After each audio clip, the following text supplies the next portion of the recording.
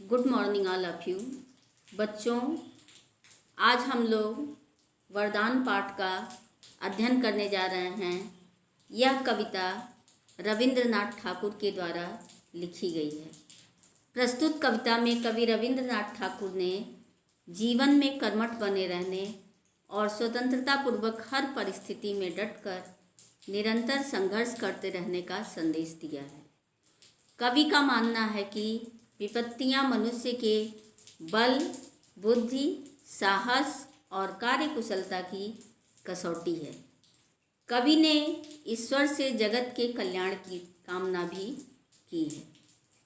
तो आइए हम लोग पाठ की कविता को पढ़ते और समझते हैं। प्रभो विपत्तियों से रक्षा करो। प्रभो का अर्थ है ईश्वर। विपत्तियाँ, विपत्ति का अर्थ है संकट। प्रभो विपत्तियों से रक्षा करो, यह प्रार्थना लेकर मैं तेरे द्वार पर नहीं आया। विपत्तियों से भयभीत न होऊं, यही वरदान दे। बच्चों, प्रभो का अर्थ है ईश्वर या भगवान।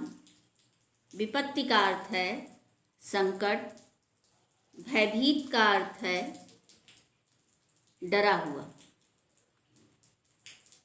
बच्चों, कवि रविंद्रनाथ ठाकुर ईश्वर से प्रार्थना करते हुए कहते हैं कि हे प्रभु, आप कठिनाइयों से, संकटों से हमारी रक्षा करें।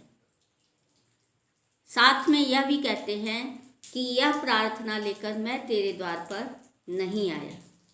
हे प्रभु, मैं यह प्रार्थना लेकर आपके द्वार पर नहीं आया हूँ कि आप मेरी कठिनाइयों से, संकटों से रक्षा करें, बल्कि यह प्रार्थना लेकर आपके द्वार पर आया हूँ कि विपत्तियों से भयभीत न होऊं। मैं कठिनाइयों से घबराऊं नहीं। मैं कठिनाइयों से डर कर उससे शंकाग्रस्त ना हो जाऊं।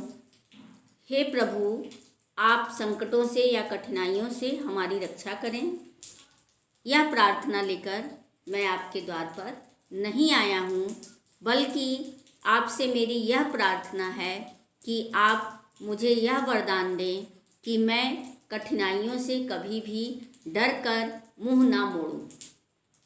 यही आप मुझे वरदान दें। अगला, अपने दुख से व्यथित चित्त को सांत्वना देने की भिक्षा नहीं मांगता। अपने दुख से व्यथित चित्त को सांत्वना देने की भिक्षा नहीं मांगता। दुखों पर विजय पाऊं, यही आशीर्वाद दे। यही प्रार्थना है। तेरी सहायता मुझे न मिल सके तो भी यह वर दे कि। बच्चों, पहले कवि ने ईश्वर से प्रार्थना की कि हे ईश्वर, आप कठिनाइयों से, संकटों से मुझे उबारने की कृपा करें। लेकिन साथ में मैं यह प्रार्थना नहीं कर रहा हूँ, निवेदन नहीं कर रहा हूँ, बल्कि मैं आपसे यह कहना चाहता हूँ कि आप मुझे ऐसा वरदान दें कि मुझ पर चाहे जितनी भी कठिनाइयाँ आएँ, जितने भी संकट आएँ, मैं उनसे डर कर उनसे मुंह ना मोड़ूं, बल्कि उनका सामना करूं। अपने दुख से व्यथित चित्त को। बच्चों, व्यथित का अर्थ होता है दुखी। सांत्वना का अर्थ होता है तसल्ली। कवि कहता है कि मैं अपने दुख से व्यथित चित्त को सांत्वना देने की भिक्षा नहीं मांगता। हे प्रभु, मेरा मन दुख से दुखी है, लेकिन मैं यह नहीं चाहता हूँ कि आप मुझे दुख से दुखी मन को तसल्ली प्रदान करें, मुझे सांत्वना दें। हे प्रभु, मेरा मन दुख से दुखी है, लेकिन मैं आपसे तसल्ली नहीं मांग रहा हूँ, बल्कि मेरा आपसे निवेदन है कि मेरे ऊपर जो भी कठिनाइयाँ आएँ, जो भी दुख आएँ, उन पर मैं विजय प्राप्त कर सकूं, ऐसा आप मुझे वरदान दें, ऐसा आप मुझे आशीर्वाद दें। यही मेरी आपसे प्रार्थना है। हे प्रभु, मेरा मन जो दुख से दुखी है, उसके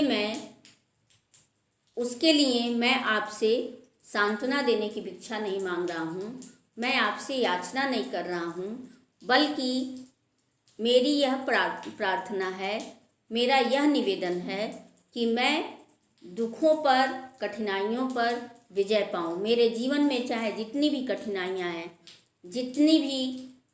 जितने भी संकट आएँ, मैं उन पर हमेशा विजय प्राप्त करूं, यह मैं आपसे आशीर्वाद पाना चाहता हूं। तेरी सहायता मुझे न मिल सके तो भी यह वर दे कि। कवि कहता है कि यदि आपकी सहायता मुझे प्राप्त न हो सके तो भी आप मुझे यह वरदान दीजिए कि मैं दीनता स्वीकार करके अवश्य न बनूं। मैं दीनता स्वीकार करके अवश्य न बनूं।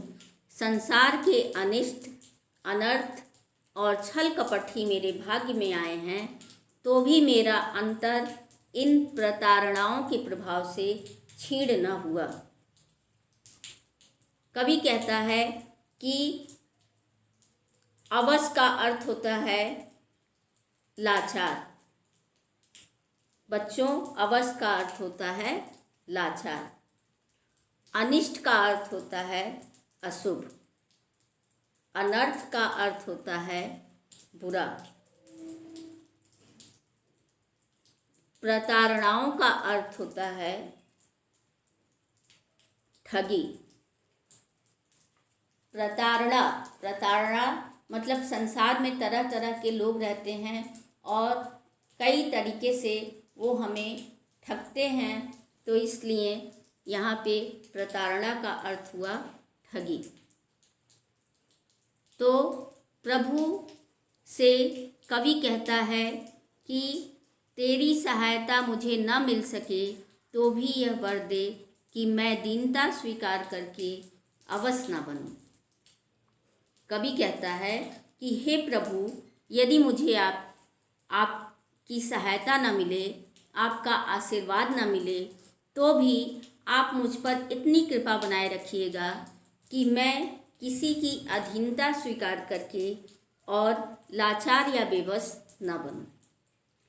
हे प्रभु, मैं किसी के अधीन रहकर, लाचार या बेबस रहकर अपना जीवन व्यतीत नहीं करना चाहता हूँ। इसलिए आप मुझे ऐसा आशीर्वाद दें कि मैं किसी की दीनता स्वीकार करके लाचार या बेबस बनकर अपना जीवन व्यतीत ना करूं। संसार के अनिष्ट, अनर्थ और छल कपट ही मेरे भाग्य में आए हैं।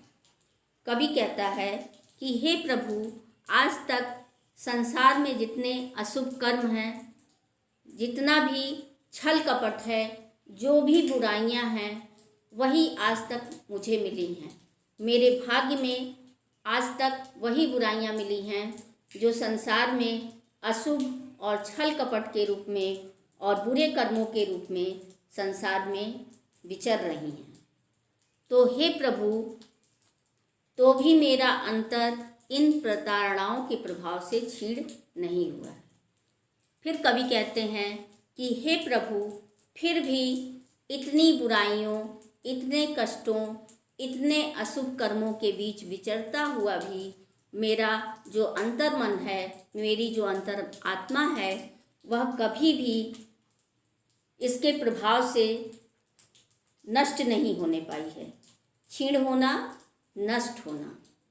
तो कभी भी मेरा जो अंतर मन है, इन तरह तरह की बुराइयों और कष्टों से कभी भी मेरा अंतर्मन दुखी नहीं हुआ है और मेरा अंतर्मन इसके प्रभाव से कभी भी नष्ट नहीं हुआ है, बल्कि मेरे अंदर यही ऊर्जा रही है कि मैं उन पर विजय प्राप्त कर सकूं, मैं उन्हें हरा सकूं।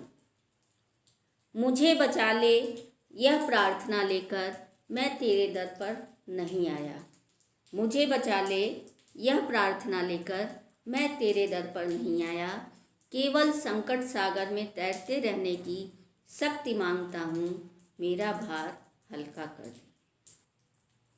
कवि कहता है कि हे प्रभु, यह संसार में जो तरह तरह की बुराइयां हैं, तरह तरह के छल और प्रपंच हैं, कृपया आपसे मेरी यह प्रार्थना है, मेरा यह निवेदन है कि आप उन बुराइयों से मेरी रक्षा करें, मुझे बचा लें।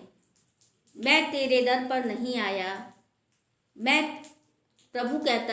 कवि कहता है कि हे प्रभु, मैं आपके द्वार पर केवल इतनी सी प्रार्थना लेकर नहीं आया हूँ, बल्कि केवल संकट सागर में तैरते रहने की शक्ति मांगता, बल्कि हे ईश्वर, मैं आपसे वह शक्ति मांगता हूँ जिसके बल पर मैं इस भवसागर में जो तरह तरह की बुराइयां हैं, तरह तरह के लोग हैं, अच्छे भी कर्म हैं, बुरे भी कर्म हैं, उनसे लड़ने की शक्ति मैं आपसे मांगता हूँ। हे ईश्वर, आप मेरे मन में जो यह बहुत बड़ी दुविधा चल रही है, उस भार को आप हल्का करने का प्रयास करें। यह याचना पूर्ण होने की सांत्वना नहीं चाहता, यह भार वहन करके चलता हूँ, यही प्रार्थना है। सुख भरे क्षणों में नतमस्तक हो तेरे दर्शन कर सकूं। बच्चों, याचना का अर्थ होता है मांगना या प्रार्थना करना। वहन का अर्थ होता है निर्वाह करना। कवि कहता है कि यह याचना पूर्ण होने की सांत्वना नहीं चाहता। कवि का बार बार ईश्वर से निवेदन है कि मैं आपसे प्रार्थना कर रहा हूँ, निवेदन कर रहा हूँ कि मेरे ऊपर जो भी कठिनाइयाँ आएँ, जो भी संकट आएँ, वो उसके लिए आप मुझे तसल्ली ना देना, बल्कि आपसे मेरा निवेदन है, आपसे मेरी प्रार्थना है कि मैं उन कठिनाइयों और संकटों को झेलते हुए इस भवसागर से पार जाऊं, ऐसा मेरा आपसे निवेदन है।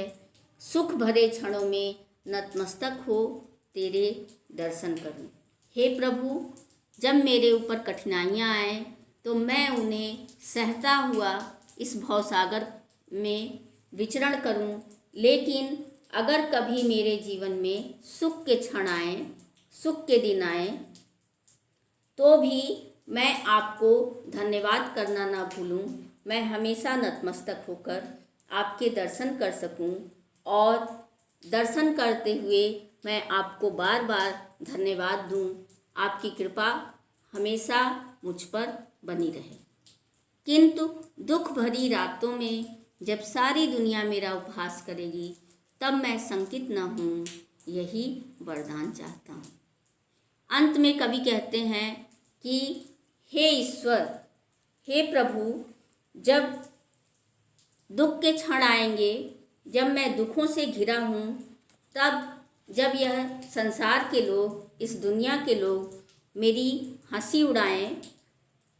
दुनिया का अर्थ होता है बच्चों संसार, उपहास का अर्थ होता है खिल्ली उड़ाना या निंदा सूचक हंसी, और संकित का अर्थ होता है शंका युक्त।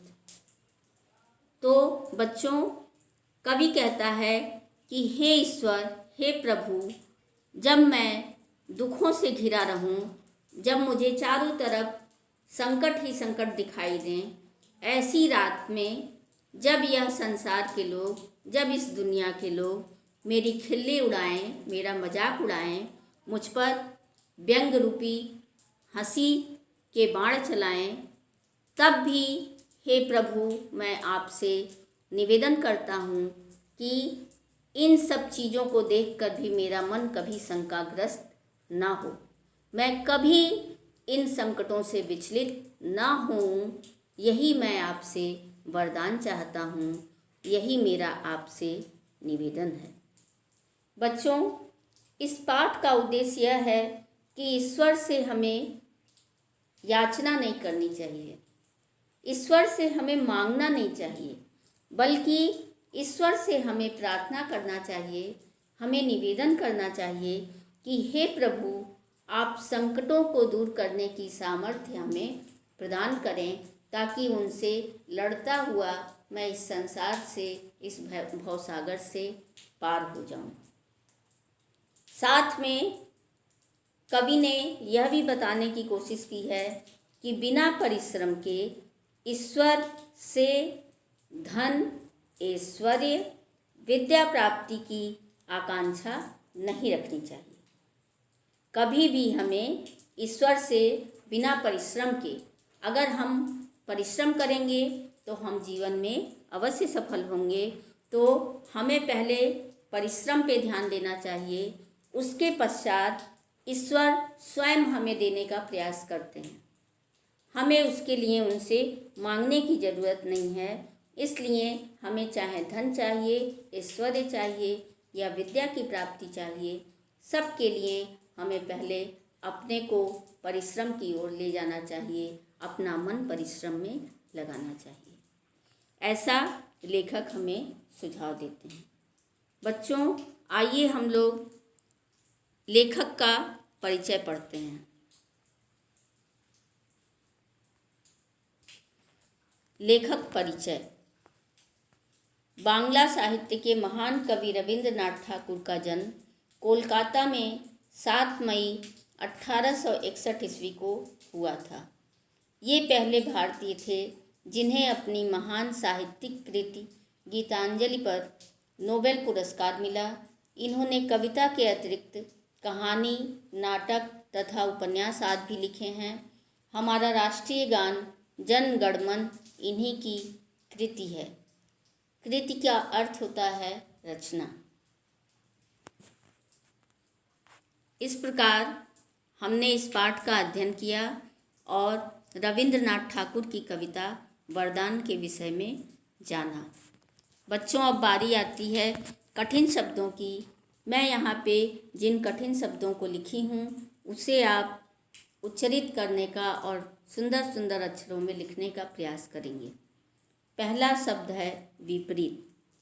सांत्वना, भिक्षा, आशीर्वाद, अनिष्ट, प्रताड़ना, नतमस्तक, अंकित। अगला आपका शब्दार्थ है प्रभो, ईश्वर, भयभीत, डरा हुआ, व्यथित, दुखी, अवश, लाचार, विपत्ति, संकट, सांत्वना, तसल्ली, अनिष्ट, अशुभ, प्रताड़ना, ठगी, वहन, निर्वाह करना, उपहास, निंदा सूचक हंसी या खिल्ली, अनर्थ, बुरा, याचना, मांगना या प्रार्थना करना, दुनिया, संसार, संकेत, शंकायुक्त। बच्चों, हम लोग अभ्यास प्रश्न की ओर चलते हैं। अभ्यास प्रश्न का पहला प्रश्न आपका मौखिक प्रश्न है। दिए गए शब्दों का शुद्ध उच्चारण कीजिए। तो मैं इन शब्दों को उच्चरित कर रही हूँ और आप भी उन्हें उच्चरित करने का प्रयास करेंगे। विपरीत, सांत्वना, भिक्षा, आशीर्वाद, अनिष्ट, प्रताड़ना, नतमस्तक, अंकित। बच्चों, मौखिक प्रश्न का दूसरा प्रश्न है निम्नलिखित प्रश्नों के उत्तर दीजिए। इसमें आपका पहला प्रश्न है कवि ने ईश्वर से किससे रक्षा करने की बात कही है? कवि ने ईश्वर से विपत्तियों से रक्षा करने की बात कही है। अगला प्रश्न है कवि ईश्वर से क्या वरदान मांग रहे हैं? उत्तर है कवि ईश्वर से यह वरदान मांग रहे हैं कि वे विपत्तियों से भयभीत न हों। अगला प्रश्न है कविता का एक अन्य शीर्षक क्या हो सकता है? मेरे अनुसार कविता का एक अन्य शीर्षक प्रार्थना भी हो सकता है। अगला प्रश्न है, कवि किस दीनता की बात कर रहा है? उत्तर है, कवि उस दीनता की बात कर रहे हैं जिसे स्वीकार करके इंसान अपने आप को प्रायः लाचार महसूस करता है। अगला प्रश्न है, सही उत्तर चुनकर सही का निशान लगाइए। इसमें आपका पहला प्रश्न है, कविता का मुख्य उद्देश्य है। सही उत्तर है, मनुष्य में कर्मठता और संघर्षशीलता पैदा करना। अगला प्रश्न है, कवि के भाग्य में क्या आया है? सही उत्तर है, अनिष्ट, अनर्थ और छल कपट। कवि किसके सागर में तैरते रहने की शक्ति मांग रहा है? सही उत्तर है, संकट सागर में। तो बच्चों, आपको मैं बता रही हूँ कि आप जो कविता पढ़े हैं तो आप अपनी उत्तर पुस्तिका में पहले पाठ का नाम लिखेंगे, दिनांक लिखेंगे, कॉपी पे पूरी पेज नंबरिंग करेंगे। उसके पश्चात आप अपने कविता की 2 पैरे की पंक्तियाँ अपनी उत्तर पुस्तिका में लिखेंगे और कवि का नाम लिखेंगे। फिर मैंने जो कठिन शब्द आपको लिखकर बताया है और पढ़ाया है, उन कठिन शब्दों को आप अपनी कॉपी में लिखेंगे और तत्पश्चात शब्दार्थ लिखेंगे। उसके बाद बारी आती है अति लघु उत्तरीय प्रश्नों की। इन अति लघु उत्तरीय प्रश्नों को आप अपनी उत्तर पुस्तिका में लिखेंगे। कवि ईश्वर से क्या प्रार्थना करता है? कवि ईश्वर से यह प्रार्थना करता है कि मैं जीवन में आने वाली प्रत्येक विपदाओं पर विजय पाऊं। अगला प्रश्न है, कवि ईश्वर से क्या आशीर्वाद मांगता है? उत्तर है, कवि दुखों पर विजय पाने के लिए ईश्वर से आशीर्वाद मांगता है। अगला प्रश्न है, यह कविता किसे संबोधित करके लिखी गई है? उत्तर है, यह कविता ईश्वर को संबोधित करके लिखी गई है। अगला प्रश्न आपका है लघु उत्तरीय प्रश्न। बच्चों, ये लघु उत्तरीय प्रश्न भी आप उत्तर पुस्तिका में लिखेंगे।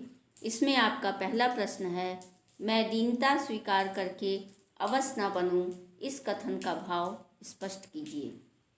उत्तर है, इस पंक्ति के माध्यम से कवि ईश्वर से ऐसी शक्ति प्राप्त करने की आकांक्षा प्रकट करता है जिससे वह विपरीत से विपरीत परिस्थितियों में अपने आप को लाचार महसूस न करे।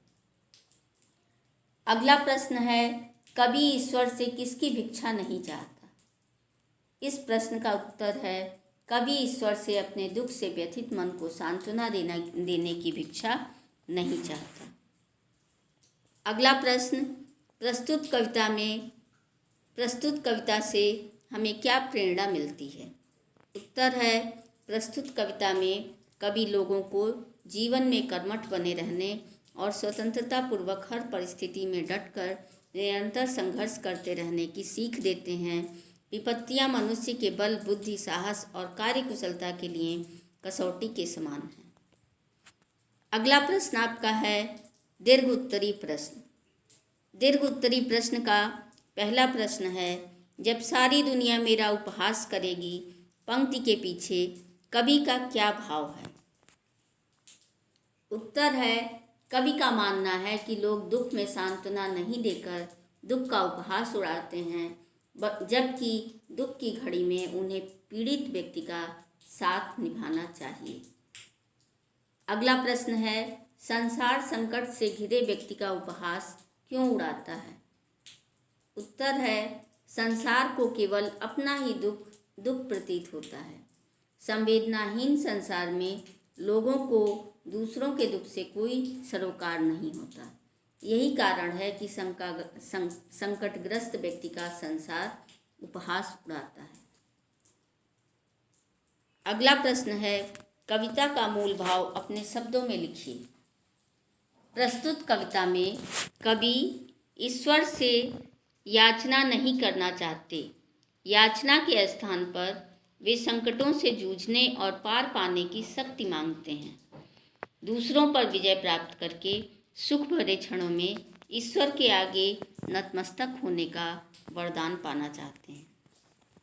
बच्चों, आपको मैं बताई हूँ कि कविता की पंक्तियों को लिखने के बाद, कवि का नाम लिखने के बाद आप कठिन शब्द लिखेंगे, शब्दार्थ लिखेंगे, फिर अति लघु उत्तरी प्रश्नों को करेंगे, लघु उत्तरी प्रश्नों को करेंगे और दीर्घ उत्तरी प्रश्नों को करेंगे। इसके बाद आपके पाठ में नीचे दी गई पंक्तियों का भावार्थ लिखिए। इस प्रश्न को भी आप अपनी उत्तर पुस्तिका में लिखेंगे। इसमें आपका पहला है, यह वर दे कि मैं दीनता स्वीकार करके अवश्य न बनूं, संसार के अनिष्ट, अनर्थ और छल कपट ही मेरे भाग्य में आए हैं, तो भी मेरा अंतर इन प्रताड़नाओं के प्रभाव से छीड़ न हुआ। इसका भावार्थ है, कवि ईश्वर से यह वर मांगते हैं कि मैं दीनता स्वीकार करके लाचार नहीं बनूं। मेरे भाग्य में तो संसार के अनिष्ट, अनर्थ और छल कपट ही आए हैं।